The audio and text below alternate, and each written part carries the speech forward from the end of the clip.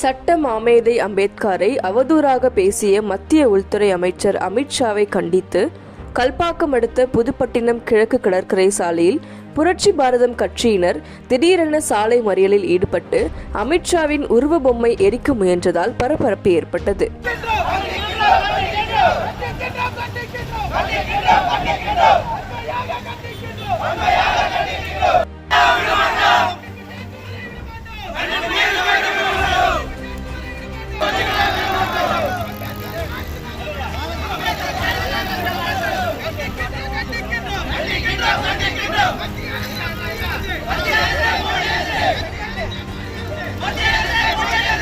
நாடாளுமன்றத்தில் சட்ட மாமேதை அம்பேத்கரை அவதூறாக பேசிய விவகாரத்தில் மத்திய உள்துறை அமைச்சர் அமித்ஷாவை கண்டித்து செங்கல்பட்டு மாவட்டம் கல்பாக்கம் அடுத்த புதுப்பட்டினம் கிழக்கு கடற்கரை சாலையில் புரட்சி பாரதம் கட்சியினர் 100க்கும் மேற்பட்டோர் கண்டன கோஷங்களை எழுப்பி மத்திய அமைச்சர் அமித்ஷாவின் உருவப்படத்தை கிழித்தும் காலால் மிதித்தும் ஆர்ப்பாட்டத்தில் ஈடுபட்டனர்.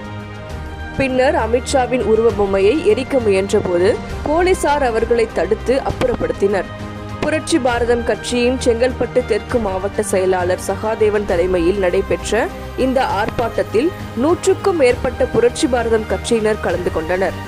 சாலை மறியல் காரணமாக அரை மணி நேரத்திற்கு மேலாக கிழக்கு கடற்கரை சாலையில் போக்குவரத்து பாதிக்கப்பட்டது.